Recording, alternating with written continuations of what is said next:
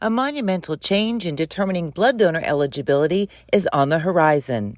The blood community fully supports this change. Soon, the Food and Drug Administration policy that requires gay and bisexual men to wait 3 months following their last sexual contact with another man before they can donate blood will be a thing of the past. It is something that the blood community has advocated for decades now. And so we join our partners in the LGBTQ community in support of this change. The change will introduce the start of a new era of blood donor eligibility, an era where blood donation will become more inclusive and a person's sexual orientation will not determine if they can or cannot donate blood. A change that the blood community and the LGBTQ+ community are applauding.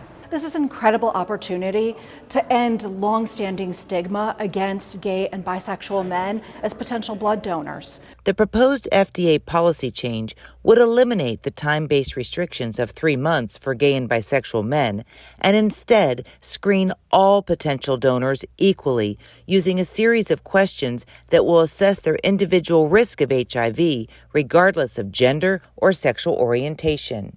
We've been working in partnership with the FDA for 20 or 30 years to get them to re-examine this policy and to recognize that it isn't about a gay being gay, but it is about a virus, right, that respects no barriers or boundaries or personal relationships. By moving to an individual risk assessment, we are following the science and opening up the possibility of new individuals being able to donate blood. It really is elevating science over stigma. It is wonderful to see all of you here today. And a first-of-its-kind gathering, leaders from nationally recognized LGBTQ+ organizations attended America's Blood Center's annual meeting for a candid discussion about the hurt the current policy has caused over the years.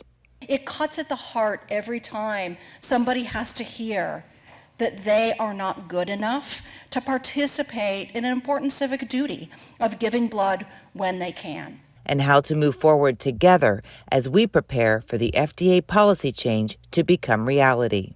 So to be here in an advocacy capacity, talking with a room full of leaders from across America's Blood Centers on this topic, to be welcomed into this conversation, into the room, to have a seat at the table for the voice of the community has been really, really incredible.